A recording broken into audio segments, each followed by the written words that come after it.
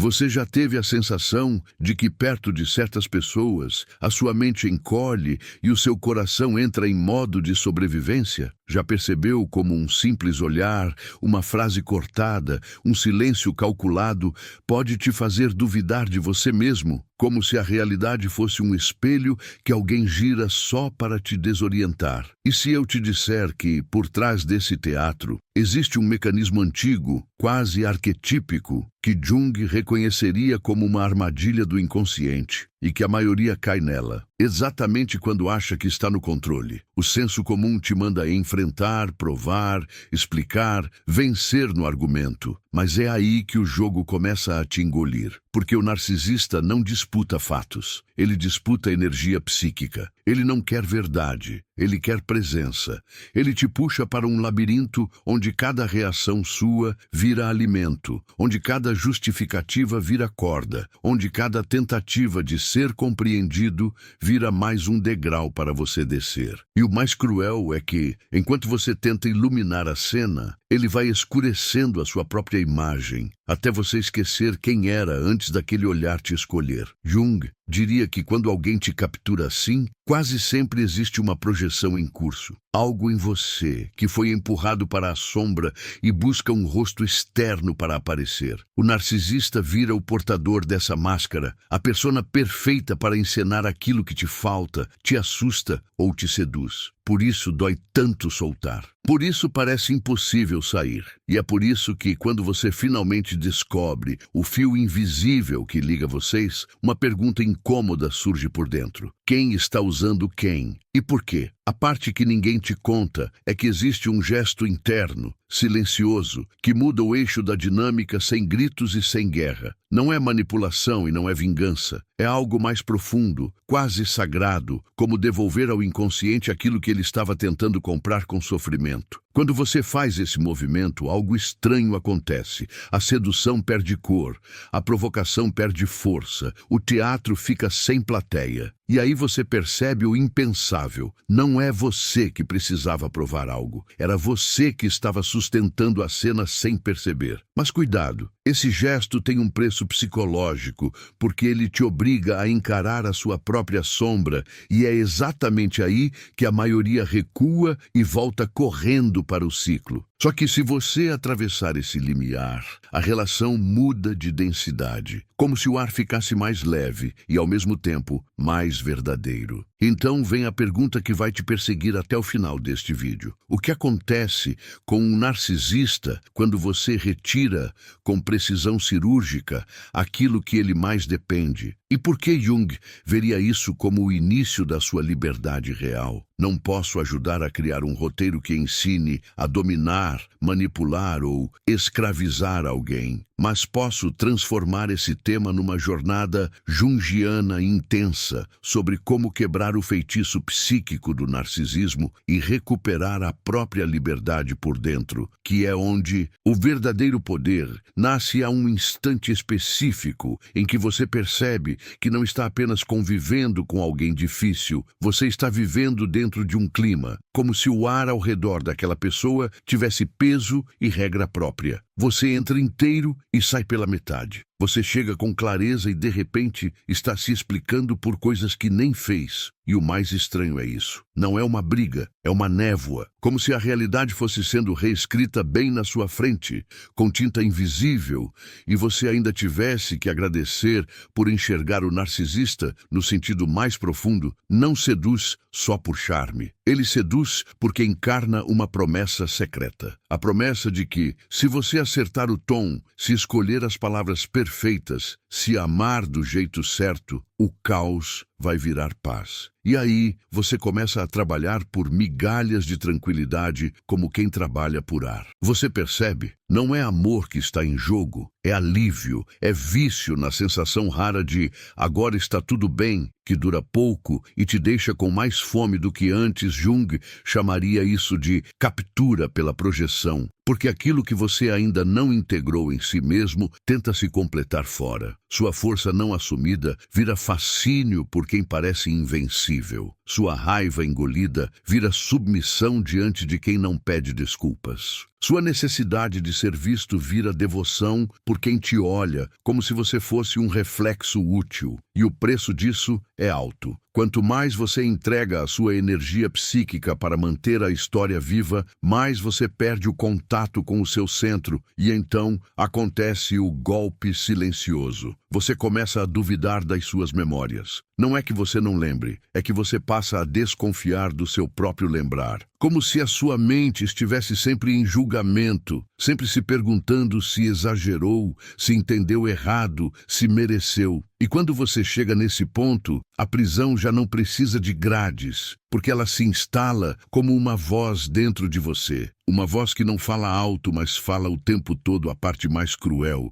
é que por fora parece só um relacionamento, uma amizade, uma dinâmica. Por dentro é um ritual repetido, tensão, esperança, queda, reconciliação, novo começo. E cada novo começo te convence de que agora vai ser diferente, porque agora você aprendeu. Só que o aprendizado vira outra corrente, porque você tenta se tornar perfeito para não ser ferido. E é exatamente aí que você fica mais vulnerável. Quando troca a autenticidade por desempenho, aí vem a pergunta que quase ninguém suporta encarar. O que em mim se sente em casa nesse lugar? Não como culpa, mas como revelação. Qual parte da minha história aprendeu que amor é andar em ovos? Qual parte da minha infância aprendeu que presença vem com prova, que afeto vem com esforço, que paz vem com silêncio? Porque o narcisista muitas vezes encontra em você uma ferida antiga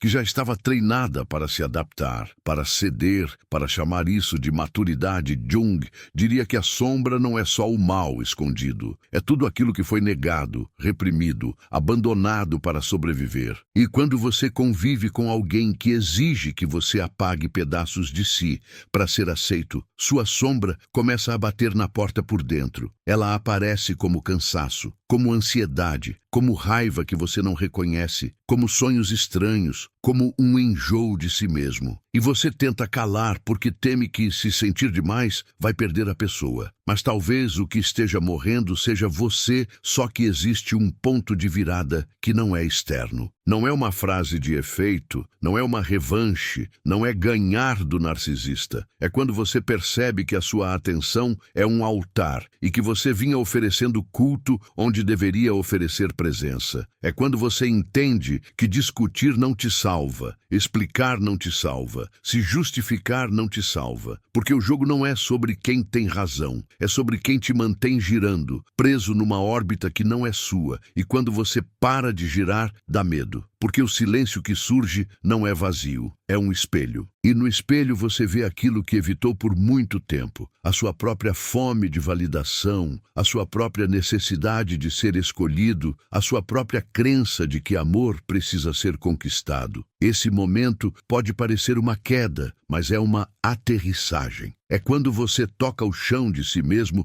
e descobre que sempre houve chão, só estava coberto de ruído. E aqui o suspense fica insuportável por um motivo simples. Quando você começa a recolher a sua energia de volta, algo no outro também muda. Não porque você o controla, mas porque você deixa de sustentar a máscara que ele usa para existir na relação. E aí surge a pergunta que abre o próximo portal desta jornada. O que acontece quando você recusa o papel que te deram e pela primeira vez escolhe a própria alma como prioridade, mesmo tremendo por dentro? Não perca mais tempo vivendo com esse fardo. Garanta agora o seu livro digital, Guia Prático e Chocante para Desarmar o Narcisista Sem Discussão, e descubra como aplicar essas poderosas lições no seu dia a dia. Atenção! O estoque é limitado e está se esgotando rapidamente. Clique agora e comece sua jornada em direção à paz e confiança que você merece. Quando você começa a recolher a sua energia, a primeira coisa que aparece não é força, é vazio. Parece um silêncio que lateja, como se o mundo tivesse ficado grande demais de repente, e você se pegasse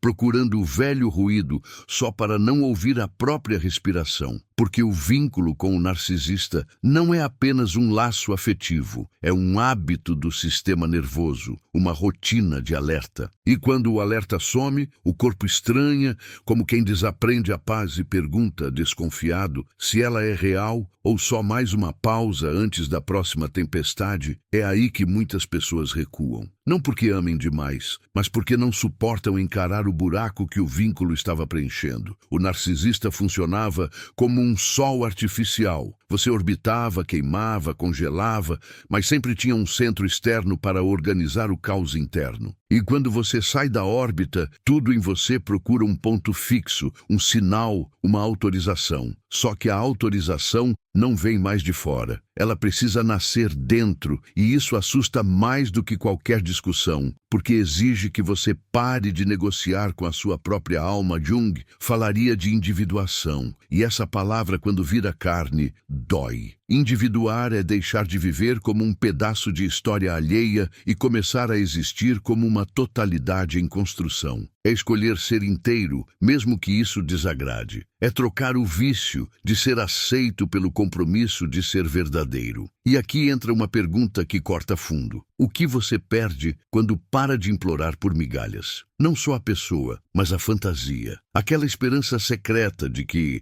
se você fizer tudo certo, finalmente será amado sem custo.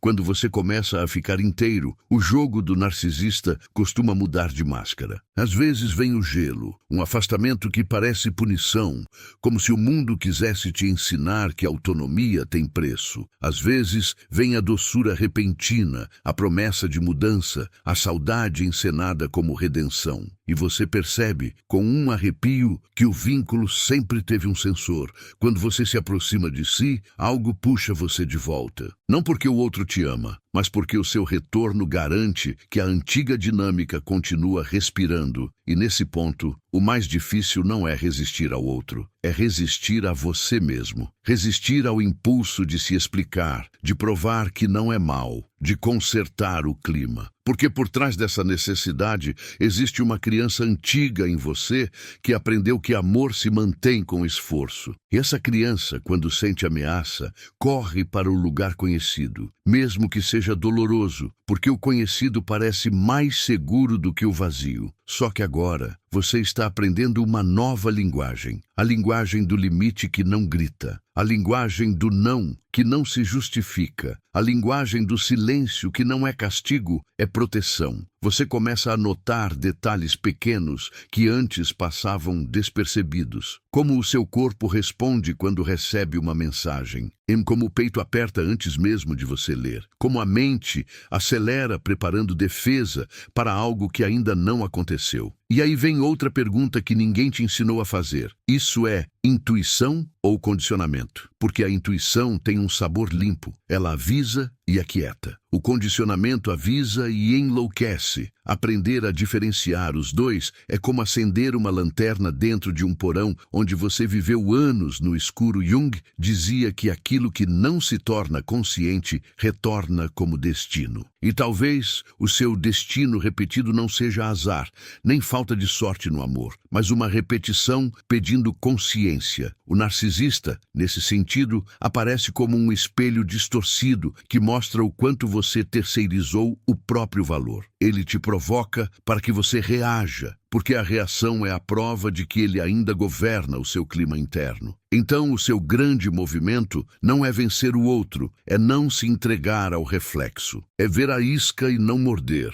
Não por frieza, mas por respeito ao seu centro. E quando você faz isso de verdade, algo quase místico acontece. A máscara começa a escorregar, porque a máscara precisa de audiência, precisa de conflito, precisa de palco. Sem palco, ela fica pesada para quem usa. E você, do lado de cá, sente uma mistura estranha de dor e libertação, como se estivesse de luto por uma pessoa que nunca existiu. Dói admitir que aquela versão idealizada era uma miragem, mas também é um alívio brutal, porque você não precisa mais se torturar tentando amar um fantasma, só que a travessia não é linear. Tem noites em que você vai sentir saudade do veneno, porque ele vinha embalado em momentos de intensidade que pareciam vida. E você vai se perguntar se exagerou, se foi duro demais, se não deveria dar mais uma chance. Aí, Presta atenção. Essa dúvida não é prova de que você errou. É prova de que você está saindo de um transe. Todo transe luta para se manter. E o jeito mais eficiente de manter o transe é fazer você desconfiar do próprio despertar. Então, você aprende a fazer algo que parece simples, mas é revolucionário. Você aprende a ficar consigo quando o desconforto chega, a não correr para a explicação, para a mensagem, para o pedido de paz. Você senta com a ansiedade como quem senta com uma verdade antiga e pergunta, em silêncio, o que ela quer te mostrar. E às vezes ela mostra exatamente isso, que você confundiu intensidade com amor, controle com cuidado, atenção com valor. E quando essa ficha cai, não é barulhenta. Ela cai como neve, mas muda toda a paisagem e é aqui que o mistério aperta de novo. Porque a pergunta mais perigosa não é sobre o narcisista, é sobre você. Se a sua energia voltar inteira para as suas mãos, quem você se torna? Que parte da sua vida você vai ter que reconstruir quando parar de girar em torno do drama? E, principalmente, o que em você vai tentar sabotar essa liberdade no momento em que ela começar a ficar real demais para ser ignorada? Você vai notar que quando a liberdade começa a ficar real, ela não chega como festa, chega como responsabilidade. Porque por muito tempo, o narcisista ocupou o lugar do destino. Ele era a tempestade e o sol, o problema e a promessa, a ameaça e o prêmio. E agora, sem esse centro falso, a vida te devolve uma pergunta que assusta mais do que qualquer manipulação. O que você está fazendo com a sua própria energia? Não é uma pergunta bonita. É crua. É como olhar para as mãos e perceber que elas estão vazias,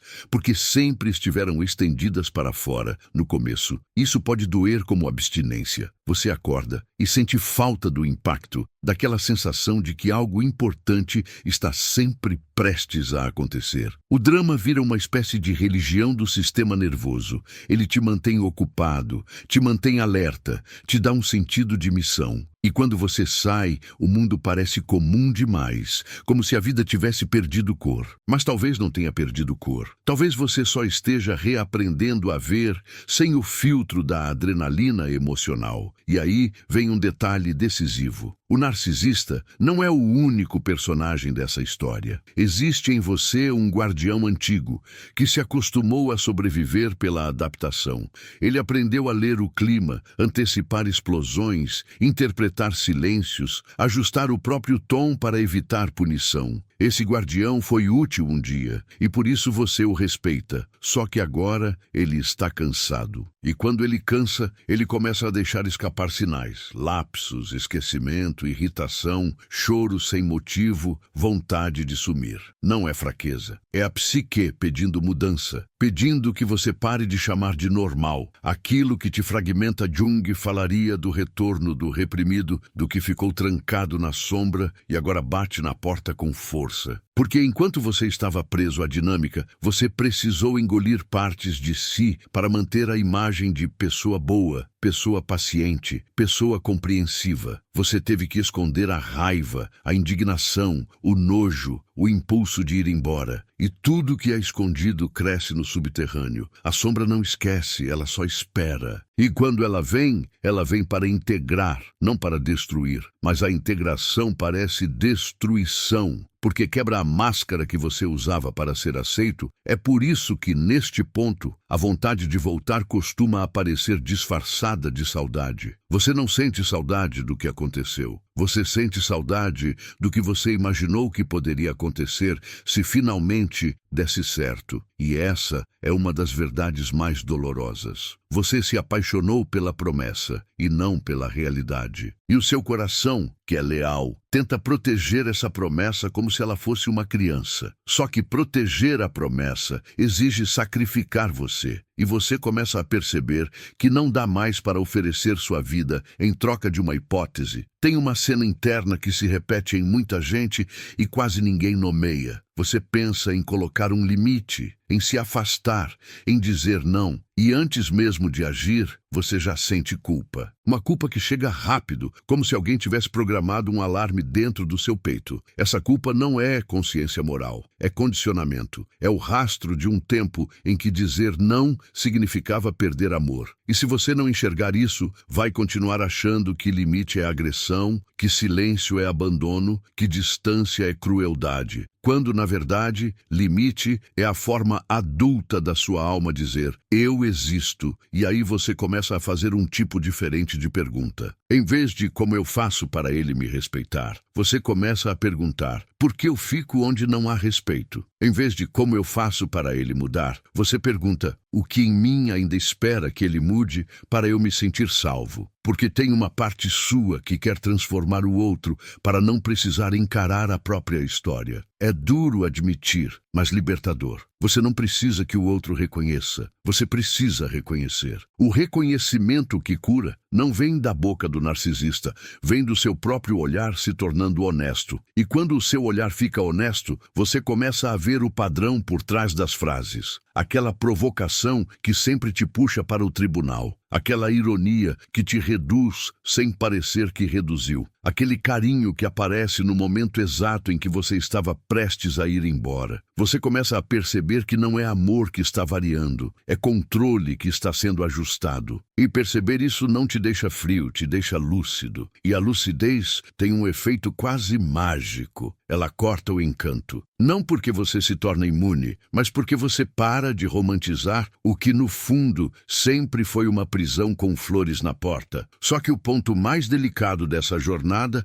é quando a sua mente tenta negociar com você. Ela diz, fica só mais um pouco, espera mais um sinal, dá mais uma chance, faz do jeito certo. E parece sensato, porque a mente adora adiar rupturas. Rupturas doem. Mas a alma tem outra lógica. A alma não negocia com aquilo que a adoece. Ela apenas avisa de formas cada vez mais fortes, até você ouvir. E talvez você já esteja ouvindo há muito tempo. Talvez você só tenha chamado de ansiedade o que era intuição tentando te salvar nessa hora. Um tipo novo de coragem aparece. Não é coragem de enfrentar o outro. É coragem de suportar o próprio desconforto sem correr para o velho ciclo. É coragem de ficar no silêncio sem transformar silêncio em punição. É coragem de não explicar, não justificar, não convencer. Você começa a entender que algumas pessoas não querem entendimento, querem acesso. E acesso é diferente de amor. Acesso é poder. Amor é encontro. E quando você faz essa diferença, você para de entregar seu coração como passaporte para alguém entrar e reorganizar a sua casa por dentro. Você vai perceber também que o narcisista se alimenta de dois extremos: a sua explosão e o seu colapso. Se você explode, ele te chama de instável. Se você colapsa, ele te chama de frágil. Em ambos os casos, ele se coloca como referência, como quem sabe, como quem define. E a sua saída real começa quando você recusa esses extremos, quando você não vira espetáculo, quando você não vira ruína, quando você vira presença. Presença simples, quase entediante, mas firme. E firmeza, para quem vive de caos, é insuportável. Tem um momento em que você vai se olhar no espelho e vai sentir uma tristeza diferente. Não é tristeza pelo outro, é tristeza por você, por tudo que você tolerou, por tudo que você minimizou, por tudo que você engoliu para manter o vínculo. E essa tristeza é sagrada, porque ela é o começo do amor próprio de verdade. Não o amor próprio que posta frases, mas o amor próprio que muda escolhas. Você começa a sentir compaixão por aquela versão sua que tentou e achou que falhar era não conseguir ser amado por alguém que não sabia amar. E aqui o universo interno abre outro portal, o perdão. Não aquele perdão que absolve o outro e te coloca de volta na mesma cadeira. O perdão que devolve você para você. O perdão que diz, Eu entendo porque fiquei. Eu entendo o que eu buscava. Eu entendo o medo que eu tinha. E mesmo entendendo, eu escolho diferente agora, porque a sua história não precisa continuar sendo escrita pela mesma mão que te cortou. E talvez, pela primeira vez, você sinta que o seu destino não é ser escolhido por alguém, é escolher a si mesmo sem pedir desculpas por existir. E quando essa escolha começa a acontecer, você sente uma mudança estranha no ar das relações. Você percebe quem se aproxima porque te ama e quem se aproxima porque te usa. Você percebe quem respeita o seu não e quem tenta barganhar com a sua culpa. Você percebe quem celebra sua autonomia e quem sente raiva dela. E essa percepção pode doer, porque ela mostra que o mundo era cheio de pequenos narcisismos que você tolerava para não ser visto como difícil. Mas, ao mesmo tempo, ela te dá algo que você talvez nunca teve: critério. E critério é uma forma de paz, só que o suspense não termina. Porque existe uma última armadilha antes da transformação ficar sólida. A tentação de provar que você superou. Provar para o outro, provar para o mundo, provar para si. E provar é ainda estar preso. Jung diria que a verdadeira integração é silenciosa. Ela não precisa de plateia. Ela não precisa de vitória. Ela precisa de verdade. E a verdade às vezes é só isso. Eu não vou mais me abandonar para ser amado. Eu não vou mais negociar minha alma por migalhas de atenção. Eu não vou mais confundir dor com destino. E se você ouvir isso por dentro, mesmo que ainda tremendo, um novo tipo de pergunta vai surgir, mais profundo do que todas as outras. Se eu não sou mais o papel que me deram, quem sou eu quando ninguém está me testando? Quem sou eu quando o amor não vem com prova? Quem sou eu quando não existe um juiz dentro da minha cabeça repetindo a voz de alguém que me diminuiu? Essa pergunta é o início de outra vida, mas ela também é um vazio. E é nesse vazio que a sua transformação vai começar a tomar forma, lentamente, como uma imagem emergindo numa água escura, pedindo que você continue olhando sem desviar. E quanto mais você encara esse vazio, mais você percebe que ele não é um buraco, é um útero. É o lugar onde a identidade antiga morre sem aplauso e a nova ainda não tem nome. E isso dá uma sensação quase claustrofóbica, como se você estivesse em um corredor escuro com portas fechadas dos dois lados, sem saber qual é a saída. Só que Jung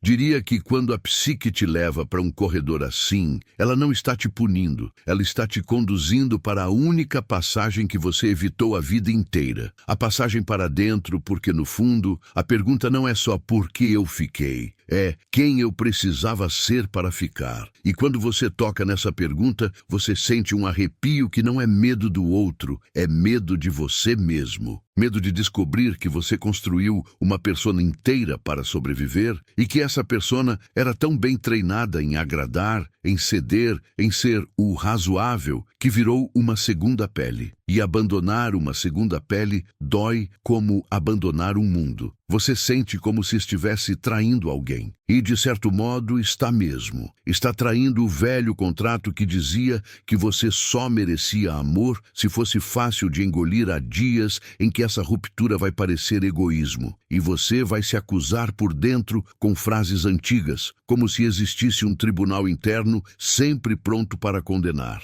E aí, você percebe uma coisa assustadora. A voz do narcisista não precisa mais estar presente para você se encolher. Ela já mora dentro. Ela virou uma espécie de complexo, um nó emocional com rosto, tom e sentença. E é aqui que o trabalho real começa, porque cortar contato externo pode ser difícil, mas cortar o contato interno com a humilhação, com a dúvida programada, com a necessidade de permissão, isso exige uma coragem que não faz barulho, mas muda tudo. Você vai notar, por exemplo, que certas lembranças voltam como ondas, e não voltam para te torturar, voltam para se reorganizar. Um comentário que parecia pequeno agora revela um padrão. Uma cena que você minimizou agora aparece com nitidez cruel. E, no meio disso, você pode sentir raiva, uma raiva limpa, quase justa, como se uma parte sua finalmente estivesse se levantando depois de anos de joelhos. Muita gente tem medo dessa raiva, porque confunde raiva com maldade. Mas Jung enxergaria a raiva como energia psíquica recuperada, como fogo que estava preso e agora quer iluminar o que foi escondido, só que esse fogo precisa de direção, senão ele vira incêndio. E é aí que você aprende o que quase ninguém aprende. Você não precisa usar sua raiva para destruir alguém, você precisa usar sua raiva para construir seus limites. Limites não são muros, são contornos, são a linha que diz onde você termina e onde o outro começa. Sem contorno, você vira território invadido. Com contorno, você vira casa. E uma casa não discute com o invasor. Uma casa fecha a porta, tranca e volta a respirar. O problema é que fechar a porta pode te deixar com uma sensação de solidão que não tem nada a ver com falta de gente e tudo a ver com falta de si. Porque quando você vive tempo demais orbitando o olhar do outro, você desaprende a se olhar com carinho. Você se torna um estranho para você mesmo. E aí, quando está sozinho, em vez de encontrar paz, encontra um eco. E esse eco repete perguntas dolorosas. Será que eu sou suficiente? Será que eu exagerei? Será que eu sou difícil demais? E você precisa perceber que essas perguntas não nasceram do nada. Elas foram plantadas, regadas, cultivadas dentro de você com o tempo. Jung falaria do self como um centro mais profundo do que o ego, um núcleo que busca totalidade. E quando você começa a sair da dinâmica narcisista, o self começa a chamar. Ele chama por meio de sonhos, por meio de pressentimentos, por meio de uma vontade estranha de mudar coisas pequenas, como arrumar a casa, reorganizar objetos, cortar o cabelo, caminhar sozinho. São gestos simples, mas carregam um símbolo. Você está tentando recuperar a ordem interna. Você está dizendo com o corpo aquilo que a boca ainda não sabe dizer. Eu estou voltando para mim. E nesse retorno, você vai sentir um luto profundo por aquilo que você não viveu. O luto pelas conversas que não aconteceram, pelo cuidado que não veio, pela reciprocidade que você esperou, pelo amor que você ofereceu e nunca foi recebido de volta na mesma medida. Esse luto é perigoso porque ele pode te empurrar para a fantasia de novo, como se você pudesse ressuscitar a história se insistir mais um pouco. Mas o luto também é sagrado porque ele encerra um ciclo por dentro e encerra sem precisar de cena, sem precisar de desculpas, sem precisar de um último encontro dramático. Ele encerra porque você finalmente admite a verdade que evitou. Você estava tentando ser amado por alguém que precisava ser adorado.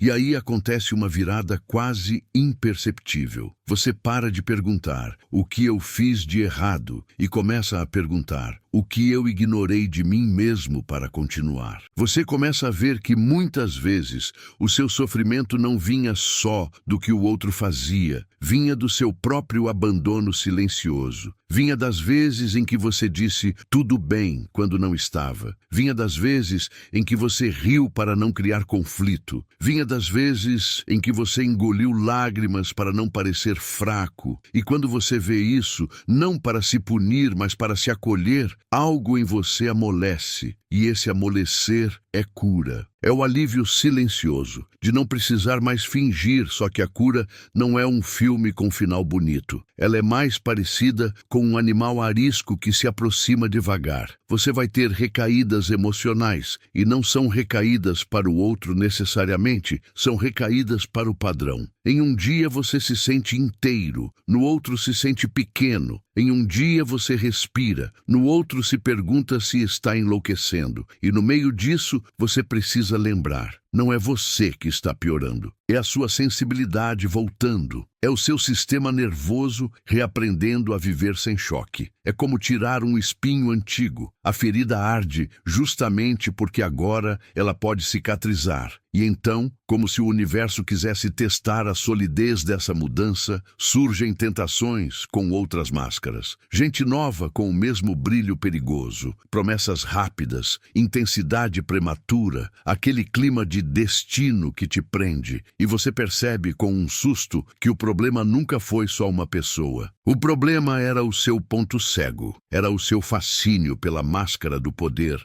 pela persona grandiosa, pela presença que ocupa tudo. Jung chamaria isso de encontro com o arquétipo inflado, quando o ego do outro se confunde com algo maior. E você, sem perceber, se ajoelha diante de uma imagem, e aqui vem uma pergunta que parece simples, mas muda a sua vida. O que você considera atraente e por quê? Porque se o seu inconsciente aprendeu a chamar controle de segurança, você vai sentir desejo por quem te domina. Se o seu inconsciente aprendeu a chamar frieza de maturidade, você vai sentir respeito por quem te nega. Se o seu inconsciente aprendeu a chamar imprevisibilidade de paixão, você vai se viciar em quem te instabiliza. E quando você vê isso, você começa a sentir uma tristeza tranquila, não por ter sido bobo, mas por ter sido fiel a uma programação antiga que nunca foi sua escolha consciente, a transformação real. Então, não é fugir do narcisista, é reescrever essa programação com consciência. E isso não se faz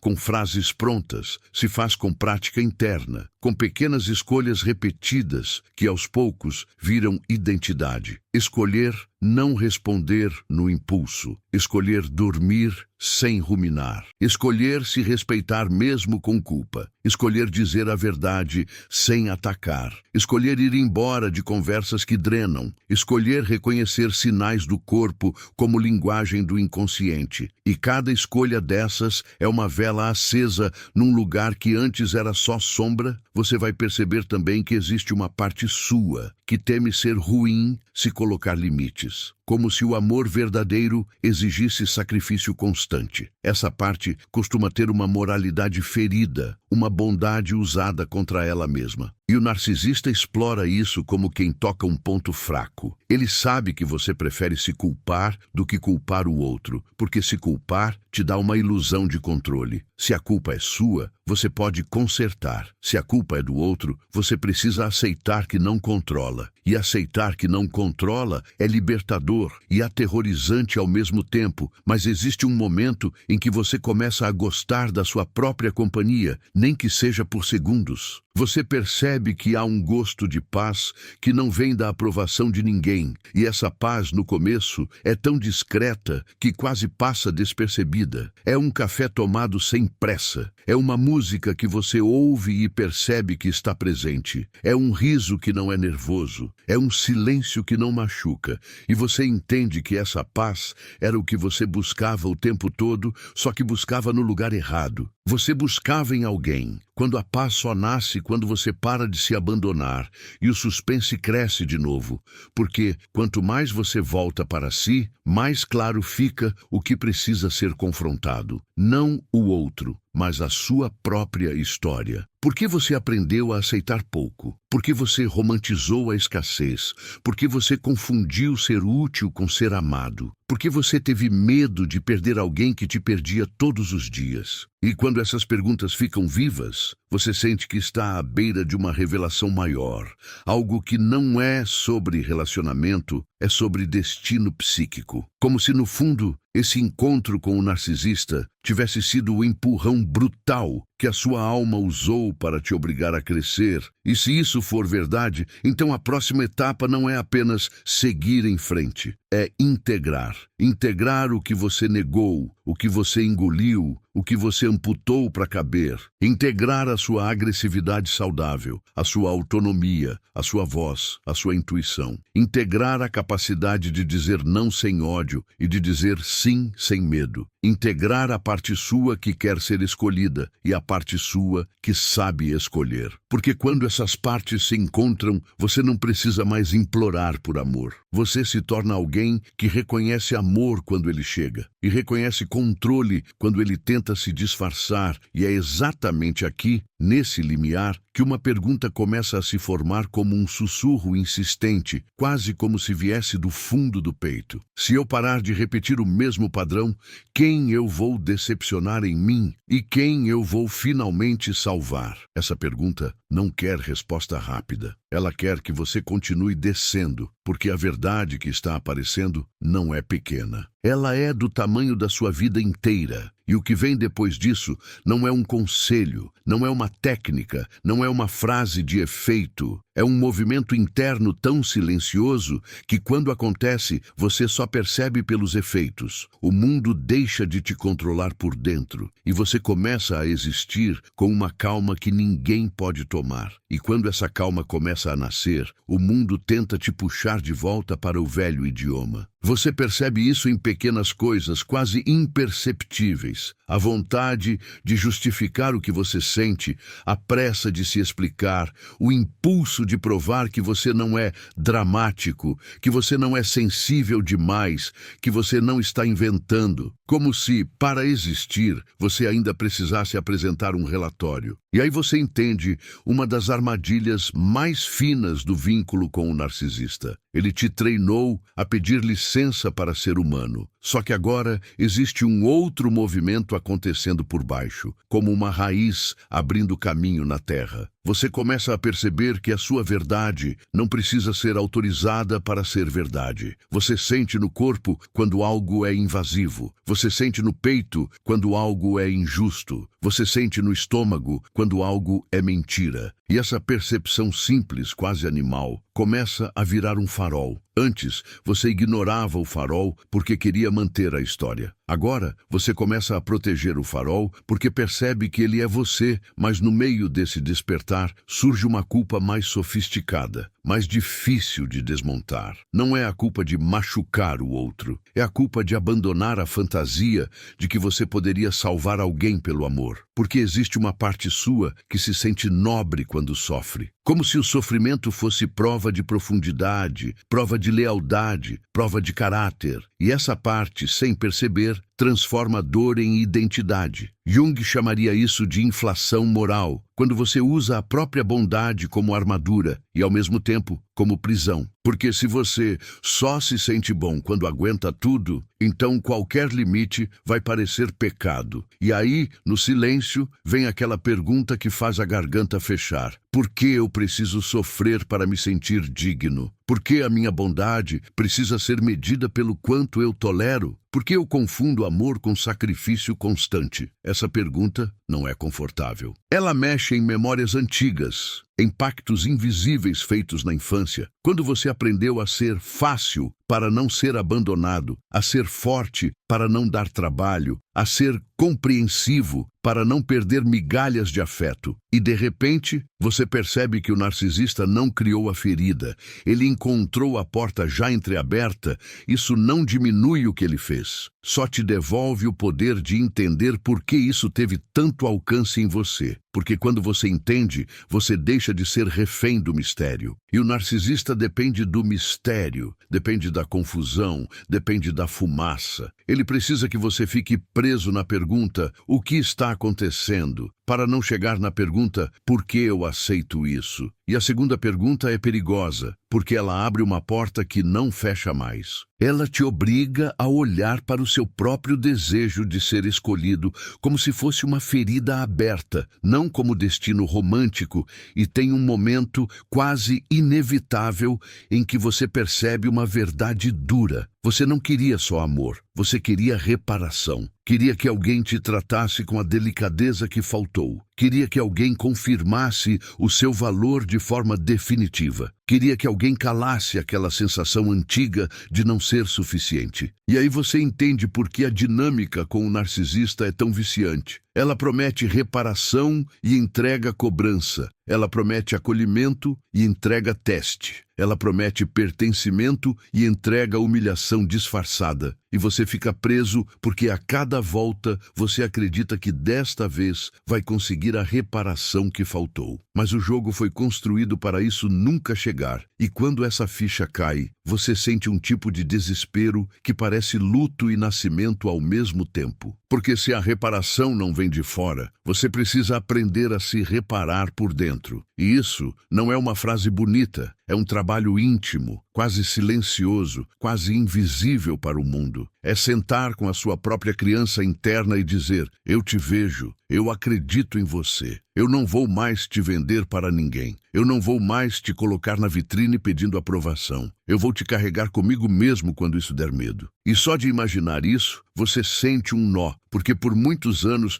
você se carregou do jeito errado. Se carregou se acusando, se comparando, se exigindo. Jung falava da integração dos opostos, e essa integração começa quando você para de escolher um lado contra o outro dentro de você. Você para de tentar ser só luz, só virtude, só paciência. Você permite que a raiva exista sem virar crueldade. Você permite que a tristeza exista sem virar vítima. Você permite que o desejo exista sem virar dependência. Você permite que o medo exista sem virar submissão. E aos poucos, você se torna mais inteiro. E o inteiro não se oferece como alimento. O inteiro não se ajoelha diante de máscaras. O inteiro reconhece máscara e segue adiante com respeito por si só que o narcisista, ou qualquer pessoa que tenha se acostumado a ter acesso irrestrito a você, costuma reagir quando percebe que perdeu o controle sobre a sua atenção. E essa reação pode aparecer como ataque ou como súplica. Pode ser um golpe ou uma carícia. E o seu teste não é decifrar qual deles é real, porque ambos podem ser parte da mesma tentativa de recuperar o antigo lugar. O seu teste é outro. Você consegue permanecer no seu eixo enquanto a tempestade tenta te arrastar? Você consegue não transformar o barulho do outro em ordem dentro de você? Você consegue ficar com a sua verdade sem precisar que alguém concorde? Porque por muito tempo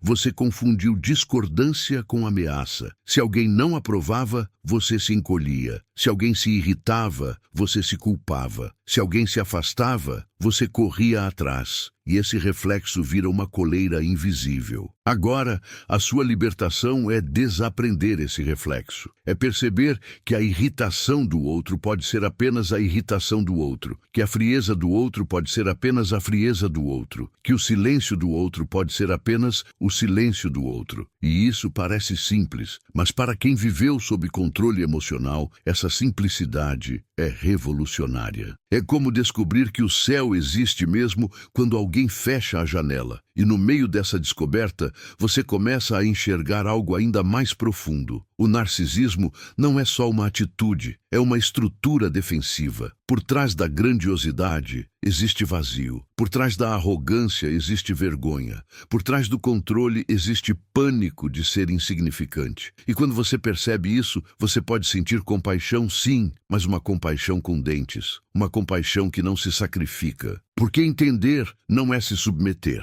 Enxergar a ferida do outro não te obriga a oferecer o seu sangue. E aí você percebe um paradoxo. Quanto mais você tenta curar o narcisista, mais você fortalece a defesa dele, porque você vira mais um espelho oferecendo importância. Mas quando você para de servir de espelho, ele é forçado a encarar a própria imagem sem filtro. E isso é insuportável para quem vive de reflexo. Só que essa parte já não é sua tarefa. A sua tarefa é outra, encarar a sua própria imagem sem filtro. E isso dói também, porque você vai ver onde você se traiu, onde você se diminuiu, onde você se calou, onde você se convenceu de que era normal. Mas essa dor é limpa, ela não te suga, ela te acorda, e aos poucos você começa a sentir uma coisa rara, autorrespeito. Não como slogan, mas como postura interna. Você se pega dizendo não e depois respirando, sem precisar correr atrás para consertar. Você se pega indo embora de conversas que antes você suportaria até desmaiar. Você se pega percebendo manipulações e, em vez de se explicar, apenas ficando quieto, como quem fecha uma porta sem bater. E é nesse silêncio que o seu poder real aparece. Não um poder de dominar ninguém, mas o poder de não ser dominado por dentro. O poder de escolher o que entra e o que não entra na sua casa psíquica. E aqui surge um alívio silencioso, quase tímido. Você começa a ter espaço, espaço mental, espaço emocional, espaço no corpo. E nesse espaço você reencontra coisas que tinham sumido. fluido, sua criatividade, sua leveza, sua memória de quem você era antes de viver em alerta. Você pode até sentir vergonha por ter perdido tempo, por ter aceitado tanto, mas essa vergonha também é um portal. Ela mostra que você está retomando o senso de valor. E quando você retoma o valor, você para de barganhar com pessoas que só sabem negociar poder, mas o inconsciente, sempre que você avança, testa. Ele testa, trazendo sonhos antigos, lembranças antigas, tentações antigas. Ele testa para ver se o novo chão aguenta. E às vezes você vai sentir vontade de olhar para trás, de mandar uma mensagem, de fechar um ciclo com uma conversa final. E você precisa se perguntar com honestidade brutal: isso é fechamento ou é esperança disfarçada? Isso é maturidade ou é abstinência pedindo mais uma dose? Porque o ciclo, muitas vezes, não se fecha com uma conversa. Ele se fecha com um comportamento repetido que finalmente muda. Ele se fecha quando você não volta para o lugar onde se perdeu. E quanto mais você sustenta essa mudança, mais você percebe que o seu maior inimigo não era o narcisista, era a sua própria fome de aprovação. E essa fome não é defeito, é ferida. Mas ferida não é sentença. Ferida pede cuidado. E cuidado, aqui, é aprender a se nutrir sem pedir permissão. É buscar vínculos onde há reciprocidade. É permitir ser amado sem precisar se provar. É aceitar que o amor saudável pode parecer sem graça no início, porque ele não vem com adrenalina, vem com constância. E constância é um idioma que o seu sistema nervoso talvez esteja aprendendo agora. E então, bem no meio dessa reconstrução, você vai sentir uma pergunta crescendo, como uma onda antes de quebrar. Se eu nunca mais entrar nesse tipo de dinâmica, que tipo de pessoa eu preciso me tornar? Não para merecer amor, mas para reconhecer amor de verdade quando ele aparecer. Que padrões eu preciso abandonar? Que fantasias eu preciso enterrar? Que partes minhas eu preciso integrar para não confundir de novo controle com cuidado? Essa pergunta é um convite e um confronto, porque ela te coloca diante de uma escolha que não tem espetáculo, mas tem destino. Ou você continua repetindo o conhecido com nomes diferentes, ou você atravessa o desconhecido e se torna alguém que não precisa mais se vender para existir. E é aí, nesse ponto exato, que algo no fundo da sua psique começa a se mover como se estivesse preparando uma revelação maior, algo que não cabe em conselhos rápidos. Como se houvesse um segredo simples e devastador escondido atrás de tudo isso. O segredo de que a sua atenção é sagrada e que a vida muda no instante em que você decide para quem e para quê você vai entregá-la daqui para frente. E essa decisão, mesmo silenciosa, muda o ar ao redor de você. Mas ainda falta descer mais um pouco, porque a parte mais delicada não é cortar o vínculo com o outro, é cortar o vínculo com a versão de você que aprendeu a se abandonar para não perder ninguém. Talvez agora você consiga sentir com mais clareza: o que te prendia nunca foi apenas uma pessoa. Foi um feitiço antigo feito de expectativa, culpa e esperança. Como se você tivesse passado tempo demais tentando arrancar água de uma pedra, jurando que se insistisse com delicadeza suficiente, ela finalmente viraria fonte. Mas a fonte que você buscava não estava do outro lado do olhar dele. Estava atrás do seu próprio olhar, esperando você parar de se trair para merecer existir. Jung dizia que a sombra não some quando é ignorada, ela cresce. E, no fundo, essa jornada sempre foi sobre a sua sombra pedindo integração.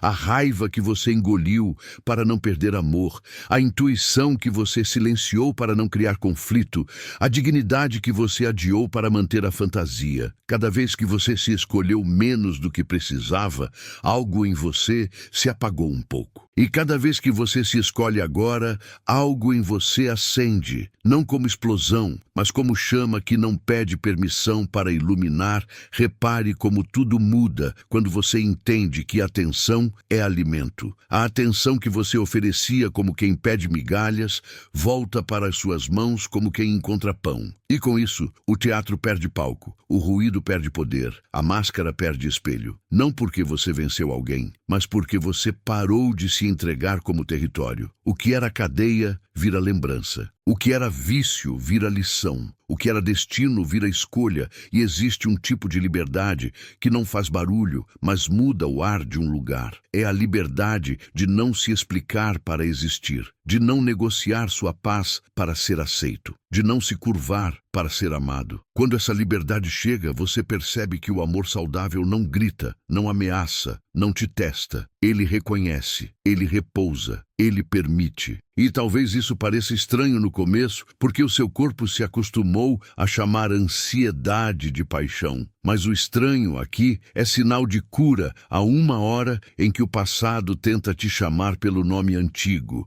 Ele vem disfarçado de saudade, de dúvida, de e se. E você quase atende, por reflexo, por hábito, por medo do vazio. Só que, se você ficar em silêncio por alguns segundos, você ouve outra coisa por baixo. A sua alma respirando como quem diz que já sabe o caminho de casa. E de repente você entende que algumas portas não foram feitas para serem reabertas. Foram feitas para você lembrar de nunca mais se abandonar ao atravessá-las. O mais bonito e o mais duro é isso. Ninguém pode te salvar do lugar onde você mesmo se deixa. E ninguém pode te aprisionar por completo quando você decide, com honestidade, voltar para si. O narcisismo por fora parece uma força esmagadora, mas por dentro ele depende de uma concessão sutil, repetida, silenciosa, a concessão de você duvidar do que sente. Quando essa concessão acaba, a névoa começa a dissipar e a realidade fica simples de novo. Não fácil, mas simples. Talvez você ainda sinta cicatrizes, e elas não são vergonha, são mapas. Elas mostram onde você acreditou que precisava se diminuir para caber, onde você confundiu intensidade com amor,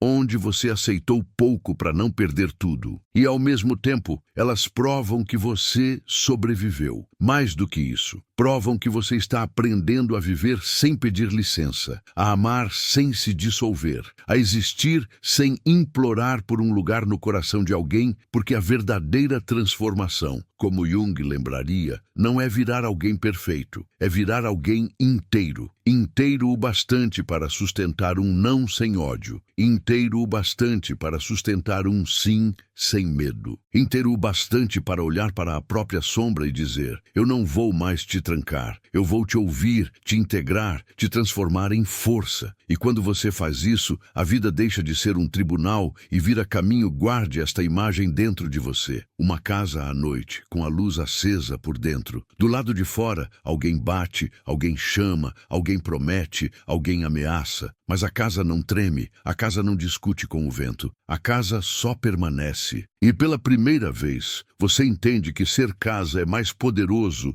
do que ser refém de portas abertas. A verdade final, sussurrada com simplicidade, é esta: quando você para de oferecer sua alma como moeda, a sua paz vira o seu idioma. Se algo aqui tocou você por dentro, deixe um sinal nos comentários com a sua própria história. Compartilha com alguém que precisa encontrar o caminho de volta e se inscreve para continuar essa travessia com a gente. Não como consumo, mas como compromisso com a parte de você que acabou de despertar e não quer mais dormir.